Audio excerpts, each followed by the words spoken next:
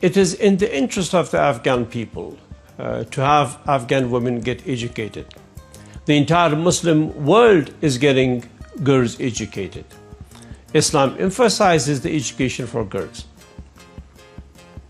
lays immense emphasis on education and learning. And Afghanistan cannot be an exception. The Afghan women obey hijab fully, among the best in the Western world in this regard. Therefore, there is no reason, cannot be an excuse not allowing girls to go to school. This is an extremely important demand of the Afghan people. We were happy to see yesterday in the declaration that the meeting made, the meeting of ulama, the declaration that they made, there was a reference to modern education and the rights of women. Well, if you are allowing modern education, which was announced yesterday in that gathering, and the rights of women, then tomorrow the Afghan girls should be able to go back to school, and that is the decision that we want to have as soon as possible, made by the current government. Yes, I very strongly believe in that. I wish he had not left the country. His leaving the country led to the collapse of the state in Afghanistan. The army disappeared, the police disappeared, the institutions collapsed. And this provided also an opportunity for other governments and countries to deal with us the way they want to deal with us. We lost our national reserves, more than $7 billion. The US took that money away from us. That is Afghan people's property. That was not the property of any government. And we lost hundreds of thousands of educated Afghans. Millions of Afghans fled for neighboring countries. Just yesterday there was an incident at the crossing with Pakistan at Torkham, where a man committed suicide who jumped in front of a lorry, of a truck, because he was not allowed to come back to Afghanistan, having no documents.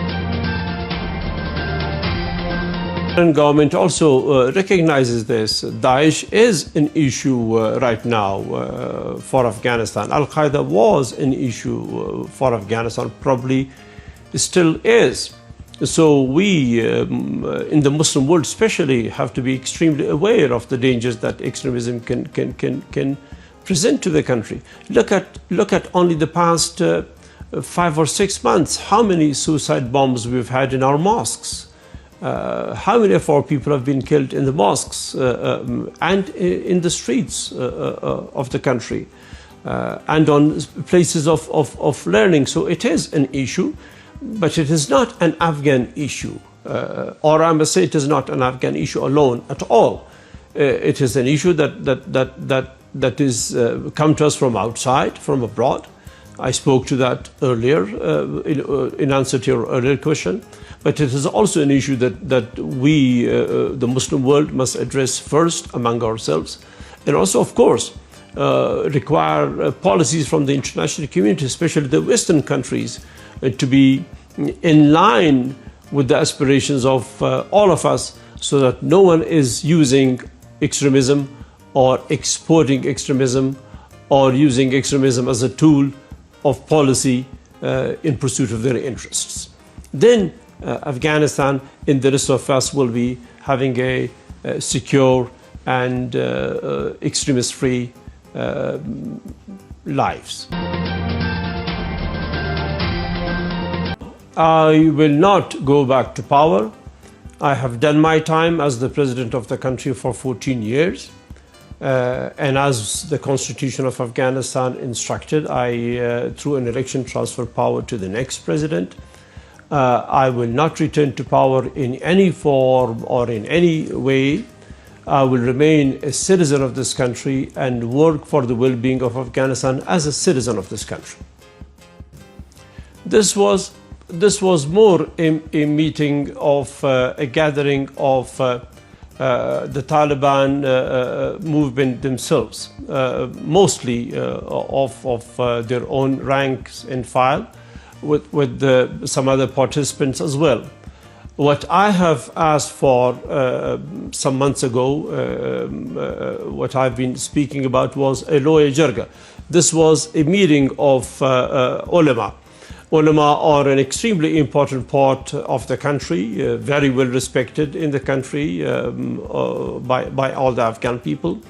But a lawyer jirga will be a broader arrangement. A lawyer jirga will mean it has a definition of its own, that is a meeting of the Afghan people, all the Afghan people, the representatives of all the Afghan people, men and women from all parts of the country, from all the people of Afghanistan and from all segments of society. The professionals, the tribal elders, the religious ulama, the businesses, men, women, all segments of society.